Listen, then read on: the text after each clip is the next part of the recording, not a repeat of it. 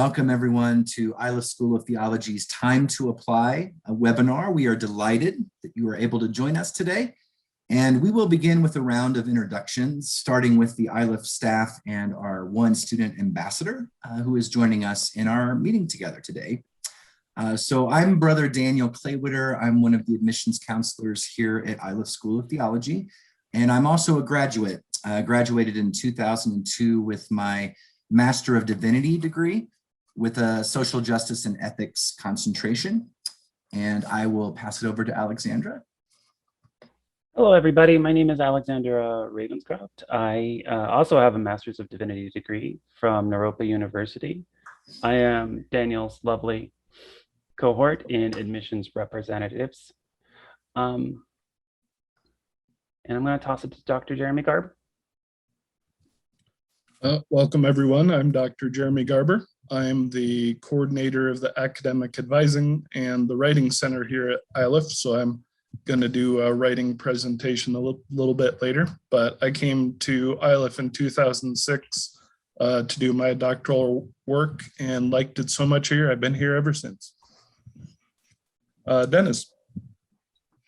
All right, I'm Dennis Sylvester Hemichem. I am starting my third year in the fall at Iliff, and I'm in the Master of Divinity program. And like Brother Daniel, I'm focusing on social justice and ethics as well. Yeah, and I'm the student ambassador on the call here today, and I'll be doing the resume piece of this webinar. Right. Nice to see you all. Great, thank you very much. And so now we'd love to hear a word of introduction from our guests, actually.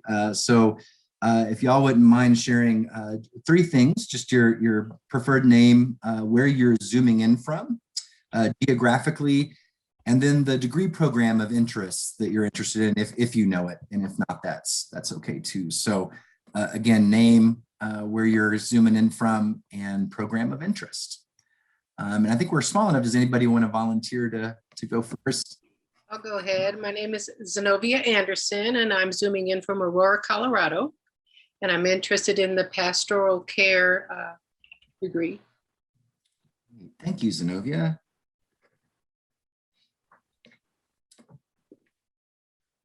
I'm James Dietz, and I'm zooming in from Elizabeth, Colorado. And I'm interested in the MDiv. Great. Thank you, James. My name is Dior. I'm in Las Vegas, Nevada, and I'm also looking into the MDiv program. Great. Thank you. And then Eric, I'm not sure, hopefully you can hear us. Would you like to introduce yourself as well? Yes. I can hear you. Good evening from Ghana. My name is Eric Ofosu-Amwa from Ghana. And my area of interest is social justice, ethics, and sustainable agriculture. That is my area of interest. Fantastic. Thank you, Eric. I'm glad to have you with us. Fantastic. Thank you. Welcome. All right. So in terms of our agenda today, we're going to begin by providing a step-by-step walkthrough of the Iliff application requirements and the deadlines on our website. Then Dr. Garber will be giving us some tips on writing your essay for the application, which is probably one of the more important parts. It's all important, I guess, but that one helps the admissions committee kind of see who you really are, right? And you're fit for the community. And then that will be followed up with Dennis, our student ambassador, offering some of his expertise about how to craft your resume for the application as well. And then we'll have plenty of time for open kind of question and answer session, right, at the end. So no worries there, because I realize all of you might have some particular questions. It might be in different, I don't know, some of you may have started an application, maybe some of you haven't. So we understand you may be in different places. And so we'll have plenty of time to dig into that at the end. So without further ado, I'm going to begin by sharing my screen. All right, everybody see that? Mm-hmm. Up, great. So this is the Iliff website, www.iliff.edu, and this is just the home landing page here. And so to get to the application, which is all online, and our requirements, you go to the admissions tab here. Little window drops down, and then you want to click here on the apply requirements. And then everything you need to know is here. That's our old webinar, actually. So if you scroll down on this page, you can see right away the program enrollment and application deadlines. So this is important, right, to know the application deadlines for all the different programs. It sounded like everybody was looking at the master's degrees. And so these are all pretty much the same. If you're looking to do a fall start at Iliff, we have a priority deadline of January 31st. And what that means is that puts you sort of at the very top of the queue, right, in terms of scholarship consideration in particular, if you're looking to start in the fall. So January 31 is the priority deadline, but you do have all the way up to August 15th to submit a fall application. Our advice in admissions usually is if you can try to make that priority deadline, that's great. But if you can turn in a stronger application, right, and that's a little bit later or closer to that August 15th deadline, that's fine too. Some people might accept an admissions decision, you know, in early February and then end up not coming by the time fall rolls around. So I wouldn't worry about us sort of like running out of space, right, for fall applicants. I think the main thing is do the best application you can, submit it when you're ready. And then if you're looking at a winter start, which for us is in January, then that application deadline is December 1st. There really isn't a priority deadline for that, just a standard December 1. And so as part of this too, it's probably important to know, if you don't already, is that we are on the quarter rather than semester system at Iliff. So fall, winter, spring are our primary terms of enrollment, and you can start a degree program in 2 of those 3 quarters, fall or winter only, not spring. And then scrolling down here a bit. So what we require generally in terms of your requirements is we are looking for a bachelor's degree. It can be in any subject at all from an accredited college or university. Again, that can be in any subject. We have students coming to us with, you know, philosophy undergrad degrees, religion studies, that's great, but also like biochemistry, math, banking, all kinds of folks. We have a lot of second career students at Iliff too, who may have already gone a bit in their vocation and decided to try to do something different. So it doesn't matter what kind of undergrad degree you have, but normally we do require that. We can accept a limited number of folks without a BA into one of our master's programs every year, but it's a very, very small percentage. And we do have a minimum GPA requirement as well, cumulative GPA of at least a 2.75 on a 4.0 scale. So that's the minimum. If you're undergrad though, cumulative GPA or master's too, if you've got master's work as well as below that, that does not automatically count you out. We would still encourage you to apply. It's just you may want to address the reason for your below our minimum GPA in your essay somewhere, and just be transparent about that. Our admissions committee really looks at the entire application for our applicants, and we realize there are very good reasons someone may have struggled academically in undergrad, and those reasons may have nothing to do with whether they might be a great graduate student, right, at Iliff. So having a lower GPA than our minimum is not going to count you out. To get to the application real quick, it's just this apply button here. And also there's really no page, I think, on our website where you won't see an apply button, but this will take you to a sort of different portal where you can start your application. You can start and stop it at any time. You can go in, right, work on it at your leisure, and won't have to submit that until you're ready to do so. And there's Dennis. Everybody see Dennis, our student ambassador? Okay. Another part of the application piece is the essay, which I've already mentioned, that being a pretty important core part of helping the admissions committee know who you are and who you think Iliff is. And so the formatting tips are right here. We're looking for a length of around 4 to 5 pages. The format here, not everybody follows this, but that's kind of traditional: 12-point font, double space, 1-inch margins. A little shorter is fine. A little longer is okay too. But what's really most important in terms of the essay is that you do address the questions in the essay for your particular program. And before you even start an application, you can just find out what those questions are ahead of time on our website. So let's see, we had I think 2 MDiv folks interested on our call today. So if you just left click on any of these, boom, there are the questions. So you can look at these ahead of time and even start to write your essay before you even start your application if you like. And so for all the degree programs, there are some similar questions and then some that are slightly different and particular to that degree. So you really want to make sure that you're answering those 3 questions. I think it's 3 for each degree. And so now how you answer them is entirely up to you, right? Some people kind of use more of a testimony life journey approach. Some folks write it a little bit more academically. It's entirely up to you. But however you do that, you want to make sure that you are addressing the questions in here. MASJE degree. You'll see here that we kind of, that highlights social change a little bit more maybe than one of the other degrees and asks you to reflect on your experience with that. We had somebody that was MAPSC as well. That one focuses a little more on pastoral care and transformative engagement with difference and diversity. So does that all make sense? I will pause momentarily before I hand it over to Alexandra to go over more of the requirements here.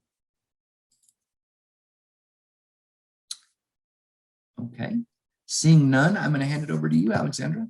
Awesome. So I'm going to go over transcripts. Please request official transcripts for every college or university which you have received credit from. We prefer in the admissions office if you use electronic if possible. It speeds up the admissions process incredibly. Digital transcripts should be sent from the college or university to the admissions office directly from the institution through a organization like National Students Clearinghouse, Parchment, or sent to us directly at admissions@iliff.edu. But only transcripts submitted directly from the school will be considered official. All others will be considered unofficial. And if you're trying to move through the admissions process, unofficial transcripts are okay. They will hold your place only, and we will move you into review. But we're going to ask for those official transcripts before the end of the first quarter. So if you are accepted to Iliff, we will require you to have official transcripts as soon as possible for your student record. You may provide paper-based transcripts, but this will delay our ability to review your application considerably. Our address, in case you'd like to, is Iliff School of Theology, Office of Admissions, 232 Iliff Avenue, Denver, Colorado, 80210. For international students, we cannot process your application within an international evaluation of your transcript. I'm going to say that we cannot process your application with an international evaluation of your transcript. This has an additional cost of $300, and we cannot waive this or move this. Okay. So yeah, that reminded me, I neglected to talk about in terms of the application deadlines. That is a little bit different for our international students. And so you get that from our website here, and then there's a special international students tab. This is important to know, is that if you're looking, you need to apply by July 1st to be considered for a fall admission to Iliff if you're an international student, and no later than October 1st to be considered for winter admission. And that's simply because there are just a lot more steps, right, for F1 student visa process.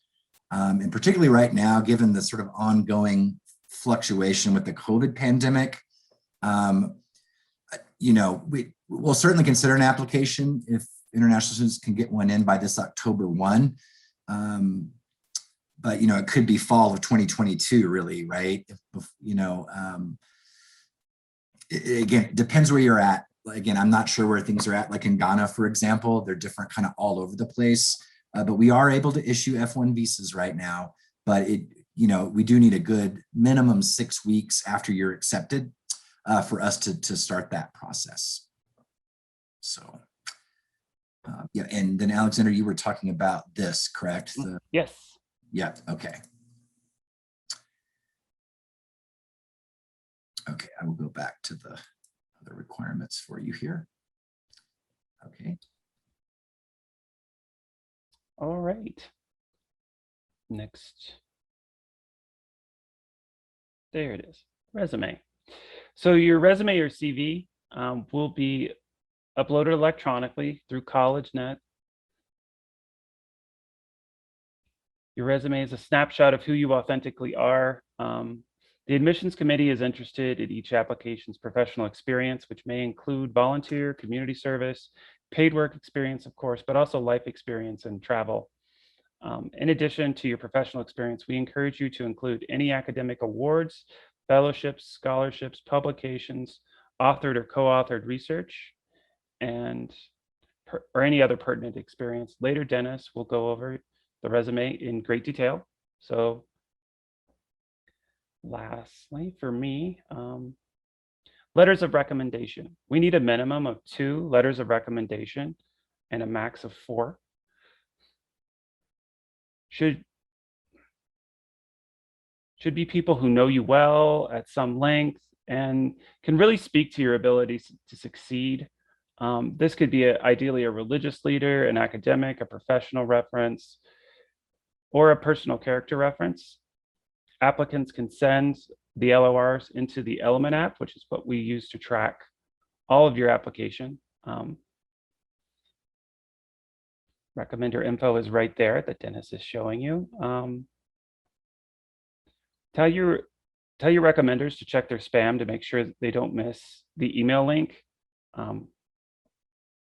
And basically the rest is about content. We are looking for them to be as authentic as they can be about you in the way that they know you. So if it's a ministerial reference, then how do they know you? Where do they know you from? What have they observed, basically, about your ministry? And the same for, you know, a job or a character reference. Okay. Moving on to admissions decisions.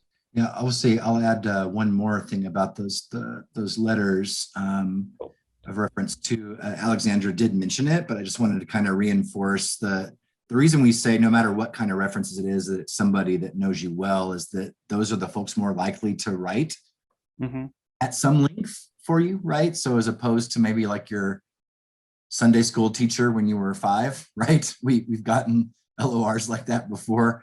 Not always terribly helpful to let us know what kind of person you are today, right? If they haven't stayed in touch with you. And then if you are somebody who's been out of school for a while, more than 5 years, and you're finding it hard to get an academic reference, that is okay. We get a lot of applicants in that situation. You can always kind of, substitute a different reference for the academic one if you must. So that is not a problem. Okay. All right, admissions decisions. Usually, since we've completely digitized, it's about 10 days or less that you'll receive word. Also note that there's a separate scholarship application to fill out with our lovely financial aid director. Everyone who submits an application to a degree is considered for internal Iliff monies or any other scholarships. But nonetheless, you should still fill out your FAFSA if you're a domestic student. And Goldie has an open office policy, our financial aid director, so do have a conversation with her about whatever monies you could potentially receive. And that is it for me. I'm going to toss it to Dr. Jeremy Garber. All right, welcome everybody. Let me get my PowerPoint going here because it can't be a good academic presentation without a PowerPoint.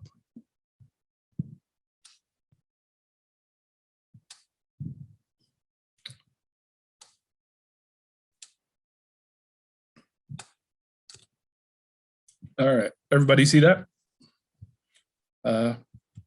Good. So as Daniel and Alexandra have already said, really the point of the application essay is for you to tell your story to Iliff. So I just want to briefly give you a few tips on how to maximize that story effectively so that both you and the institution can figure out if this is a good place for you. So the first tip is you're not writing a generic essay, you're writing an essay for Iliff, right? So do your research on the website about our programs, our course offerings, or faculty. We suspect there's a particular reason why you're applying to Iliff, right? Maybe you want to work with Dr. Miguel de la Torre, or maybe you want to get particular training in pastoral care, right? And you feel that Iliff's program offerings would be the best for you. So tell us why you want to go here, not just why you want to get an MDiv degree or pastoral care degree or whatever it is. That'll help us know that you're excited about being at this place. The second step I would say is show your homework, which is also good practice if you're going to be in graduate school because you'll have plenty of homework after that, right? So we want you to succeed. And another part of the entire application package is us seeing that you have the ability and the desire and the means to succeed, right?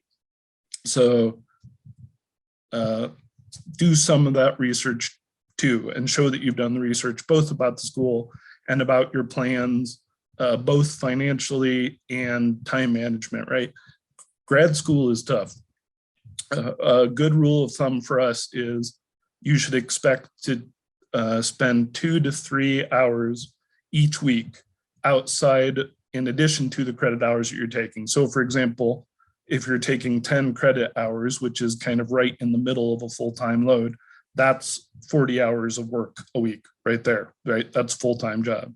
If you're going up to the total max because you're not doing anything else in your life, 14 credit hours, that's 56 hours of work a week, right? Which is a full-time job plus a part-time job. So I would recommend that you make for yourself, it doesn't have to be part of your admissions essay necessarily, but make a little timesheet, right? That shows here's where I work, here's my community responsibilities, here's my self-care time, because that's going to be especially important too, right?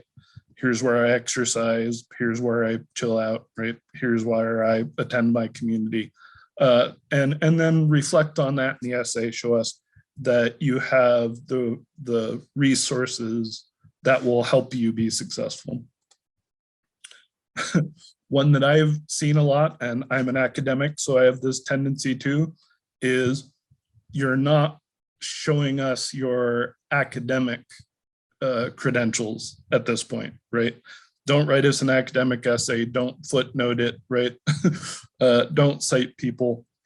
The temptation, particularly if you're applying to the Master of Theological Studies or the Doctor of Ministry degree, is going to show us how smart you are.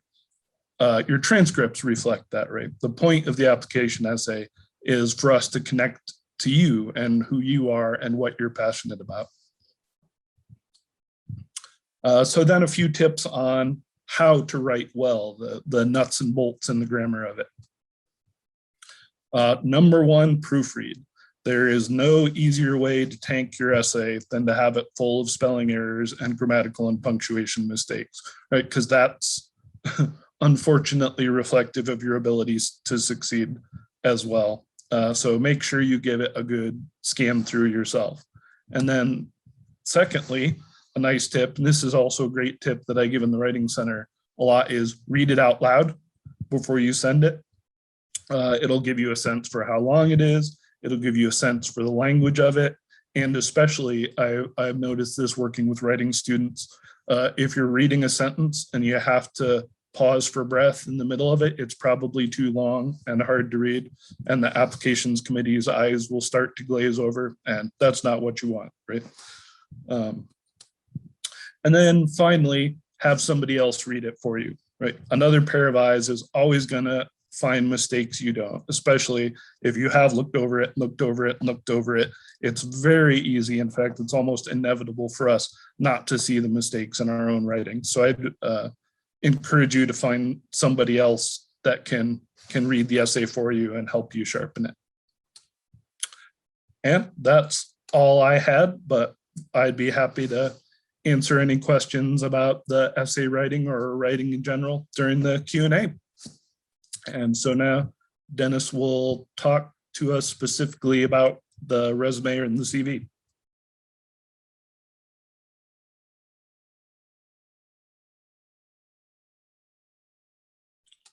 See, he's got a PowerPoint too. We're all pros.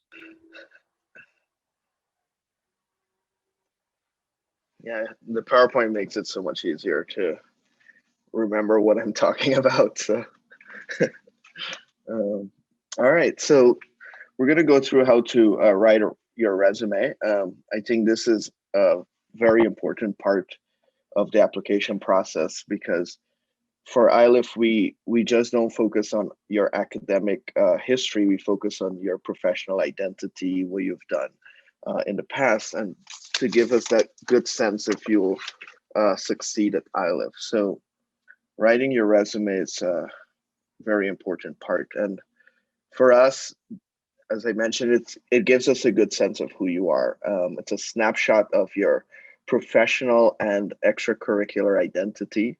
And Alexandra pointed this out earlier on the website. It lists that we'd like to see some of your volunteer activities, your travel experience, internship, service on boards of nonprofits or faith communities, and also academic or professional awards and publications. So those are some things you'd want to include on your resume that you think would be helpful. You wouldn't want to put something that's not relevant to Iliff or would help your application. You would want to choose those things that can help you in this process, you know.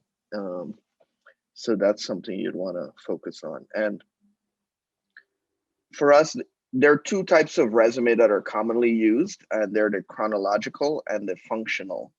The most commonly used one is the chronological, because this one lists your experience in a reverse chronological order. You start with the most current, and then you go down to what you've done in the past.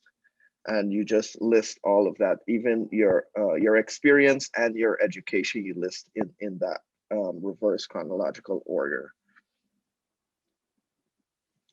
The functional, this one is for folks who has been in a job for maybe more than 10 years, and you'd want to just list your experience in topical categories according to skill.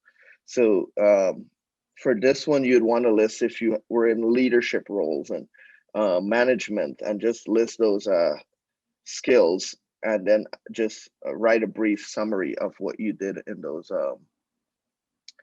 roles. So I wouldn't spend too much time on the functional, because for this one, usually it's rare that we would see this one, but the chronological is the one we're going to focus on. But if you were writing a resume and it's functional and you'd want me to take a look at it before you submit it, I'll leave my email in the chat at the end, and you can always send me an email with your resume, and I can just give it a look over before you submit it to the admissions office. So components of your resume. So standard, these are 4 main categories you want to have on the resume. As we've listed above, you'd want to list some of your extracurricular activities, so you can add a second, an additional component to showcase your publication and the different activities and boards you've served on. So the main components here are the heading, summary of qualifications, your work history, and education. And these are just standard. Even if you're applying for a job, these are the things you would add to your resume. And this is just an example of what the heading should look like. Some resume folks have their name like right across. You don't want to have your name. It's too big. It's very distracting. So you want to keep it subtle, but also very recognizable. So when someone picks up your resume, they know who this person is, but it's not distracting from the rest of the content on the resume. One important change I think that happens on resume more recently is the address on there, because most times you're uploading your resume to an electronic system, and sometimes you don't know where that resume would end up. So leaving your address off and just putting the city, state, and zip code is recommended for this. And you'd always have to include a valid telephone number and your email. And email is very important. You always want to ensure that your name is in the email, because sometimes when we're looking for a resume, we just search by email, and if the email doesn't match the name, it's hard to sometimes find that document. And summary of qualifications. Previously, there were a objective section on a resume, but that is outdated. And you never want to write anything that is very subjective on your resume. It's very much a copy of who you are professionally. So you want to have things that are more exact, like your education and experience. And so writing something about yourself, telling us that you're a good candidate for Iliff is not necessary. I think you're doing that already in your essay.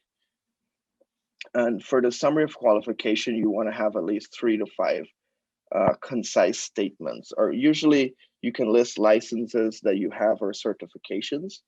Let me go to this next page. So this is an example of what a summary of qualifications would look like if you're applying to Iliff. Let's say you're applying for the MDiv program.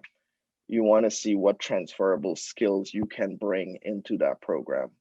And if you're a local licensed pastor, because some folks, when they come to Iliff, they're already preaching and they're already doing these kinds of things in their community. So you'd want to highlight those to help us make that decision when we're going through your application. And professional experience, this one, I'll go to the you always want to list where you're working, the city and state, and the time. Because we're using the reverse chronological order, you want to list the time that you're there. So if you started in 2010, if you're still there, or when you ended, you want to keep track of that in a very organized way. And you'd want to list things that you think are relevant to the role that you're applying for, or the program you're applying to. You don't want to list things that you've been out of high school maybe 10 years, and you don't want to list what you've done in high school. You just want to list what you're currently doing. Because transferable skills, even though you might not have the direct skills needed, you want to list things that are transferable to the program that you're applying to. And as you can see here, I highlighted the role, and I think this is very important because most people tend to highlight where they work or where they went to school, but it's best to highlight the role you are doing at this organization, because most likely when a reviewer look at your resume, the first thing they'll see the role once it's like in this bold font, and then they'll look at where you work. But it's good for them to know what you did instead of where you work as the first impression. And when you're currently at a job, you want to keep everything in the present tense. If you are not currently there, you write it in the past tense. And usually traditional way of starting these bullets, you always want to start with an action word. So you choose words that are going to capture and give a good sense of who you are. And you want to use very compelling verbs to describe yourself. Education, this also follows the reverse chronological order. If you have a Master of Arts in Psychology, you want to list that before you list your undergraduate degree. And those are just the main components here. And as you can see, I highlighted the program you're in, not the institution you're a part of. And some things to remember. The resume gives a snapshot of who you are professionally. You want to present your information clear. So formatting matters. So you don't want to have things different formatting every line. So you want to be consistent there. And as Dr. Garber pointed out, spelling and grammar are always something you want to check over and have someone else take a second look at when you're submitting a document that reflects your writing skills, or you're just representing who you are. You want to present the best document possible. And always remember to focus on your transferable skills, because not everything that you've done in the past would be relevant when you're applying to a specific program. So you want to identify what is relevant to this program and add it to your resume. And yeah, so yeah, once we're in the Q&A, I can answer any questions you may have about resumes. Thank you. Thank you so much, Dennis. Yeah, and if we neglected to say it before, I'll mention it now, is that when the admissions committee looks at this resume piece in particular, again, it's just one piece, right, of the application requirements, but it is adjusted for age. So if you're coming kind of right out of undergrad, right, your resume is going to look really different compared to somebody that's maybe already done undergrad, has a graduate degree, and has been a social worker, right, for the last decade. So just don't want anybody to worry about that. It's not like, again, we look at the candidates holistically, and that is age adjusted. And then the one more thing feeling like I probably didn't mention when I was showing everyone the online app link to actually apply, is that we do have an standard application submission fee of $60. If for any reason that's a hardship though for you, you can let Alexandra or I know, and we're happy to give you an admissions fee waiver code that will allow you to bypass that $60 application fee. So if that's a concern for you, you can just email us directly in admissions at Iliff, and we can give you a code to bypass that. So at this point then, we've made good, brisk time. I'm going to open it up for any questions that any of our guests have for us today.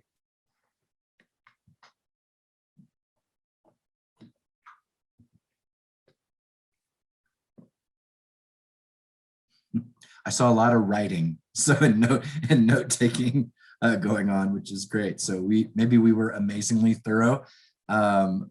But again, you can ask any questions you want about, the degree programs, the essay, the writing, the resume, admissions deadlines, scholarships. So I had a question on credits, as far as any kind of transfer of credits. So I have a master's degree already in community counseling. Would any of those transfer over? I didn't get a chance to look at all the courses in the pastoral care degree. But yeah, really good question. So usually, technically, like degrees that one already has, like those classes wouldn't transfer into a new Iliff degree program. But if you're at like a school and you haven't finished the degree yet, then there can be a chance that master's level credits only might transfer into your program. Would you like to say more about that, Jeremy? You're an advisor. Yeah, so it's actually a national accreditation law that if you have a granted degree, those credits credits can't apply toward another degree. But we can sit down once you have an academic advisor and look at your previous credit and see if some of those courses might substitute for requirements, right? So you'll still have the same number of credits, but you might not have to take some basic level classes that other folks would want to take. So that would be the step it would grant you. Yeah, thank you. That's helpful. A question along that line. I have been pastoring with my husband for 35 years in various capacities. Would any of those life experiences be transferable into credits? Does that make sense what I'm saying? Yeah, no, because it's not academic learning. So again, that's an accreditation. Like Okay. that. Yeah. Gotcha. Okay. Mhm. And one more question. Yeah. On the resume, what is a typical length? Page length? Well, it depends. If you have many years of experience and you've done different jobs, I think you usually they said a typical 1 page, but I think that's an outdated rule. You would want to put you don't want to write like 5 pages, but I think Right. 2 pages would be sufficient for this application process. Yeah. Thinking with the level of secular work experience, but then the professional, it may get a little long. And so that's why I was asking, it's going to be more than 1 page, I think. Yeah. That's okay. Yeah. Resume writing it helps you to be concise and very precise. So that is really a good skill to develop. And that's why you start with an action word and then you describe from there, and it makes it much easier. Yeah. Have people, because I'm seeing I may have to do like part functional and part chronological because of the work experience of years. You know, how far back would you even go in your work experience as far as years? Well, if you have an extensive amount of experience, you would want to do a functional. So because chronological would just go on and on, so you just list skills. So that's why I mentioned you do it in a topical category. Like for you, if you want to list pastoral ministry, you will want to list what you've done there, or leadership in the church, and you'd want to list those. So you just put them in different categories, and it'll shorten it much more than you listing every year that you've worked for the past 35 years. Okay. I worked in the public. I'm retired from public school. Right. And so I want to put that in there, but then that's some years as well. But it's a whole different category of skills. Right. Yeah. So functional probably would be better, you think? Yeah, I think functional would be better for you. Yeah. Okay. Thank you. Those are great questions, Zenobia. Also, may I say thank you for being a public school teacher as well. It's not an easy job, but so important. And I know and adore many public school teachers. So it's a great job. I miss the kids, but thank you. Absolutely. Other questions folks may have? So I had a question about, I believe it was Alexandra who mentioned the possibility of contacting the financial aid person that would be advisable or permissible before we submit an application. Is that all done as part of the application, the financial part? Yeah, it is part of the process in the sense that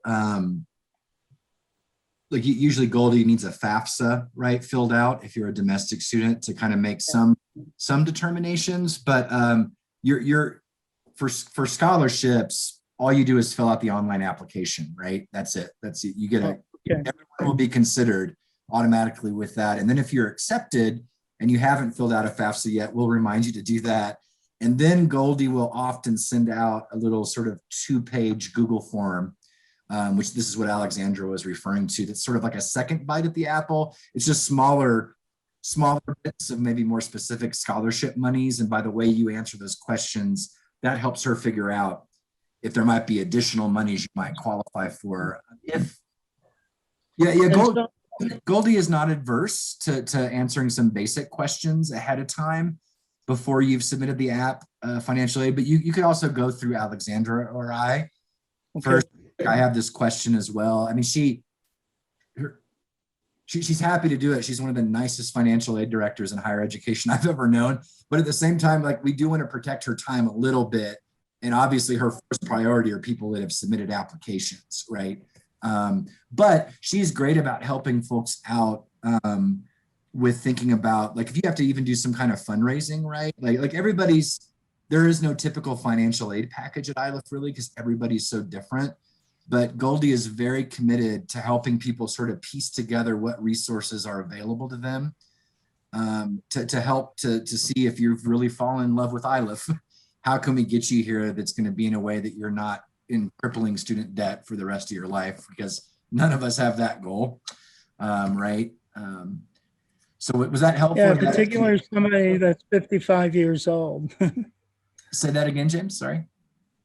Particularly someone who's 55 years old. Yeah, Gotcha. I don't want to go into great debt at this point in my life if I can. Sure. My career's not going to last that long. But so I get it. I understand what you're saying.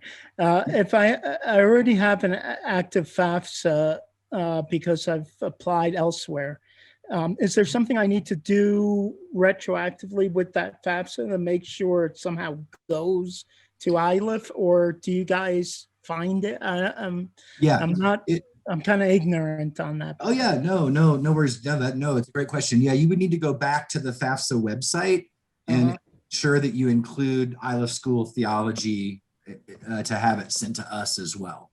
So it's just a matter of going back in to your FAFSA and listing us. I believe like it's like a drop down window. So I think as you start typing the name Iliff School Theology, it should pop up. And then that will let us access it. Yeah, no, that's an important question. Yeah. So, and just one final question. I don't mean to monopolize the time, but back to the issue of the length of the resume. So I have a lot of publications. I have a PhD already, and I've had a research career. So that in itself would be 5 pages. Do I just summarize the most recent ones and then say something to the effect that I have X number of publications in other places and peer-reviewed journals, et cetera, or would you like to see them all? I think what's recommended, if you know which program you're applying to, find the ones that are going to be relevant or related to that program and highlight those. And you can mention that you have other publications, maybe list a website or something that you have where you have all your publications listed. But if you want to highlight the ones that are relevant to the program that you're applying to. So if you're doing social justice and ethics, some writings that you've done that's related to that, maybe highlight those, or pastoral care, whichever program you're applying to, find the ones and curate it in your resume to that program. Because once the application team, they're going through it, that'll be helpful for them to just navigate through what is relevant, and you presenting that to them makes it so much easier and gives you a much better chance. Yeah. Okay. All right. That helps a lot. Thank you. Yeah, no, these are good questions, and no need to apologize for questions. We got plenty of time. We're all good. So that's what we're doing it for. So those are great. Anybody else? Okay. I noticed. Thank you. Did you have a question, Eric? Yes. My problem is concerned with finances, because I have a big challenge with finances. Is there any scholarship available, and how to access it? Yeah. So as I think we mentioned before, Hello. Yes. Can you hear us? Yes. Yes, I can hear you, sir. Okay, great. Thank you, Eric. Yeah, so Iliff does have scholarships available, but it's based entirely on your application, right, to the degree program. So you want to fill out and submit an application first. Like obviously, like we can't offer scholarships to people before you've applied, right, and been accepted. And so you will automatically be considered for monies simply by submitting a regular application for whatever degree program you're interested in. And then after that, there could be another chance to fill out some more information to get some additional scholarship money. So we do have scholarships. You have application first. And, I'd say, they're not, they are competitive, right? It's like we don't guarantee scholarships. Again, it's all based on the strength of your application. But we do have more than we used to. We've been able to increase our scholarship budget just this last cycle, which is really good news. And of course, our goal in admissions is to always be increasing the amount of scholarships we have. But it is a finite number, right? We don't have the funding to offer every single person, right, a scholarship. And depending on the degree program, right, we've got sort of a few full tuitions here and there, some half tuition, and kind of down the line, right? And so that's kind of an ever evolving piece. But the good news is we have tried to keep all that very streamlined. So again, you don't have to worry about looking through a whole bunch of like scholarship applications on our website, right?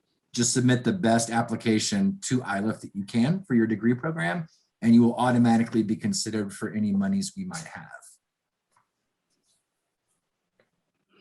Okay, thank you. And another question is related to the GPA. At the university, I had a little challenge. Financially, it also was with financial problems. So it affected my GPA. Yeah. Which because of that, my GPA was less than 2.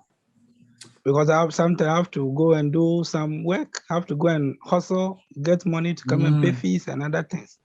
Right. So I couldn't get best GPA. Right. Yeah. No, that's also a good question, Eric. Yeah. So my advice would be simply address that in the application essay. It's acknowledge that you had some of those struggles academically, but then what you've just said to us, right? Go ahead and kind of just talk about that in the essay as well. Yeah, here's why my GPA was low and what I was struggling with. I think I might have mentioned this at the very beginning of our time together today, but again, we absolutely admit people every year whose GPA is below our minimum. And again, it depends on the reason, but as long as you're transparent about what that is, that will put you in still good consideration with the admissions committee. There are, financial reasons those are good reasons that you might have had academic struggles. Some people have family tragedies, right, while they're in school, or diagnosed with disease. Like there's all kinds of reasons, good reasons, right, why the GPA may be lower. So that will not count you out automatically. I would just encourage you to write about it. Take a little bit of time in the essay to address that and the reasons behind it, and you should be okay. So thank you for that question. Okay, thank you. Yeah, absolutely. And Dior, looks like you had a question too. Yes, I noticed as part of the application process there, you do ask us to submit a financial plan.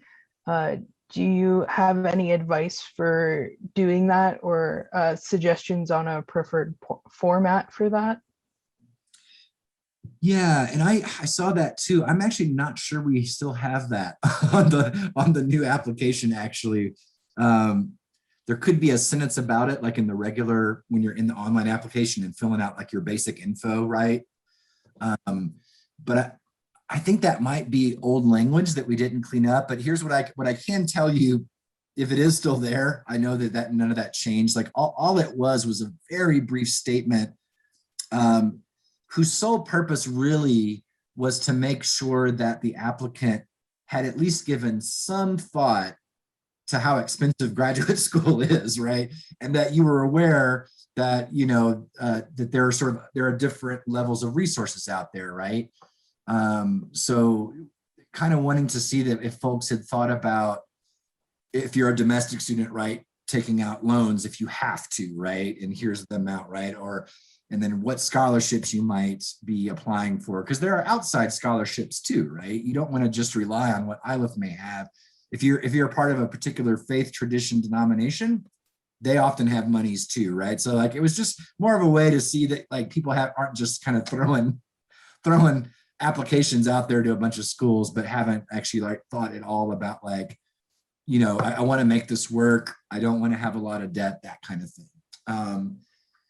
You tell me if I'm wrong, Alexandra. Does that sound right? Like I'm not sure that is even in there anymore. Do you know? Oh, can't hear you for some reason. There we go. It might be like, but it's old language, I think. Like, I don't think it's anything that, besides that little statement in the application that says, hey, it's pretty much what Daniel said. It's basically so you've considered how you're going to fund graduate school, since it is expensive, and just so you kind of have, you're thinking about a plan, you know, you're thinking about this kind of linearly, like, okay, going into grad school, this is how I'm going to pay for it, going into internship, like, you know. Yeah, so I think that, yeah, so it literally, like, it doesn't have to be more than like 2 sentences, right? If I'm recalling this correctly, when you're in the application. So, however you want to do that, that really is all it is. Very good catch, though. I commend you for bringing all of our attention back to that little piece. Again, I think it's just like a couple little sentences there, and that is all it really is for the admissions committee to kind of at a very quick glance see if somebody is kind of aware that there might be multiple possibilities to fund your education, rather than just, you know, and it can also be an opportunity too, to some people have done this where they're just like, look, I've got, and Goldie would know this if you filled out FAFSA, but hey, I have a lot of debt, right, from undergrad already, so my hope is for XYZ. That's fine too. Thank you. That's helpful. And then my other question for you would be, this is a lot of really good information. And as people who see a lot of applications and a lot of successful students, my question would be, what to use the difference between a good application and a great application?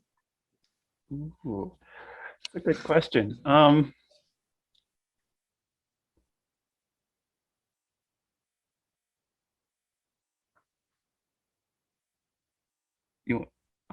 You left me on the hook. Okay. Well, I don't have to. You sound like you were going to go. So I am going to go. For me, like, the centerpiece is the essay. Like, if I read an essay that's very like kind of discombobulated and all over the place, but everything else is fine, that would be a good application. But if I read something that's like, I can see that like a ministerial calling and like experiences that back it up, and it's well written and compelling, I enjoy reading those, and I'm like, okay, all right. Yeah. I would agree with Alexandra. The essay is really is kind of the centerpiece, right? I mean, again, it's all important, right? So the greatness is probably like you've exceeded expectations, you know, in all the areas. But I do think the essay kind of probably carries the weight of gravity for me as well. And what makes it great as opposed to good are the folks who have not only like answered all the questions for the degree program, but have like really brought their full authentic selves into that, and have also like really taken that time to address, to link all those pieces back to the question of why Iliff in particular, right? So like there's nothing technically wrong with having sort of an essay template that you submitted to Iliff as well as a few other, you know, graduate schools of theology. That's fine. You definitely want to make sure that when your essay to us, it says Iliff, right? And not like Duke Divinity, like we get those sometimes. That won't count you out either, but like, then you're like, okay, this is a stock essay. But like the great ones, I think, are the ones where it makes the admissions committee go, this student is a great fit for Iliff, right? Like they understand our core values. So like there's that vocational piece Alexander's mentioned too, right? It's like, oh yeah, you're professional, like this all fits. We can understand why you want to be in this degree program. Good job. But I think also just that real click that happens on paper where you're like, this student knows who we are, and would be able to, not only is a good fit for Iliff, but will be a great alumni and ambassador for Iliff as well. That's where the difference would be, for me at least. And Dr. Garber, it looked like you were going to address that too. Oh, no, you basically said what I was going to say, but again, that's why I was stressing the story, right? The essay is the place for you to show that your story matches Iliff's story, and we're going to have a great story together. Yeah, perfect. Yeah, what a fantastic question, DR. That's really good. Thank you. Thank you. Yeah. That's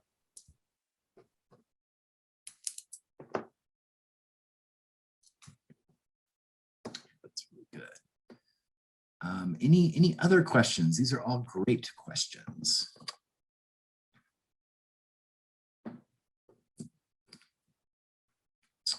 Let's see. I had a question on the essay as well. You mentioned that you could have the two different approaches, an academic or a testimony. What do you mean by academic? I didn't quite understand that. So essays that don't elicit that spark that Alexander was talking about, Okay. are the ones where it's people are kind of trying to show they're smart, and that's not what the essay is for, right? It's for you to authentic is a lovely word that's very important to us here at Iliff. Show us really who you are, what your passions are, the difference that you want to make in the world, right? And academic language can get in the way of that sometimes. Okay, so that's what you. So more, it's a personal approach, almost conversational. Can it be like that? Yeah. Oh, okay. No, I enjoy those. Yeah. Okay. It definitely can be. I mean, I think, yeah, it's okay, like, especially for MTS students, that's our most academic degree, right? It requires a thesis. What is MTS? The Master of Theological Studies. Okay. And so students that apply to that, like, it isn't uncommon for us to see essays that do have the footnotes in there, but like one of the questions on the MTS application, we do ask folks to reflect on an article or book, right? That has meant something to them, et cetera. And so that's fine. And if you're not applying to the MTS, having a few footnotes isn't a problem. I think what Dr. Garber, though, is highlighting an important point is like, you don't need to do a bunch of name drops, though, right? Like Marker, Tillich, like you don't have to like be like here, like that is like, there is at some point where that becomes obvious that you're just kind of trying to throw out every academic theologian you can possibly think of in some attempt that like that'll make a difference with the admissions committee. Like that is less helpful, but there are ways to blend it.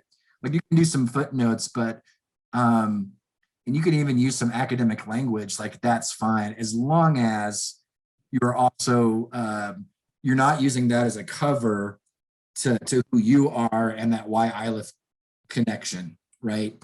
Exactly. I'm really kind of understanding that the language is your personal expression, how you flow, and then but also talking about yourself, yeah, and what you've experienced as well, and why you think Iliff is the best fit for you to achieve the goal that you're trying. Okay. Yeah, exactly. No, that perfect, and that is a good question too. Yeah, so maybe a way to summarize all that is don't write an essay of what you think the admissions committee wants to hear. Write from who your authentic self is, but be sure to connect those to sort of who Iliff is as well, and you'll be fine.